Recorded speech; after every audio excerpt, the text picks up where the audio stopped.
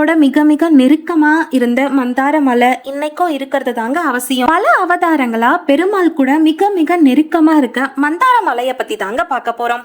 கூர்மன்னா ஆமை. திருமாலோட 10 அவதாரங்கள்ல 2வது அவதாரம் அதுங்க.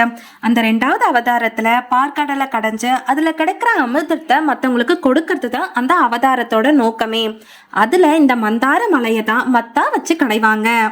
அடுத்ததா திருமாலோட நரசிம்ம அவதாரத்துல பக்தன் பிரகலாதனை மலையிலிருந்து தள்ளிவிடும் பொழுது இந்த மந்தார மலை தான் பக்த பிரகலாதனுக்கு அடியே படாம மலையோட அடிவாரத்துக்கு கொண்டு வந்து சேர்ப்பாங்களா. திருமாலோட கண்ணனா அவதாரம் எடுக்கும் பொழுது இந்த மந்தார மலை திருமாலோட கைகள்ல அதோட எடையை குறைச்சிக்கிட்டு ஒரு கொடை போல மக்களுக்கு பாதுகாப்பு கொடுத்ததாங்க. இப்படிப்பட்ட மந்தார மலை, அதாவது பெருமாள் கூட மிக மிக நெருக்கமான தொடர்புல இன்னைக்கும் இருக்கக்கூடிய மந்தார மலை இன்னைக்கும் இருக்கிறது அதிசயம். இது பீகார் மாநிலம் பாகல்பூர் அப்படின்னு சொல்லி போன்சிங்கிற கிராமத்துல இருக்குங்க.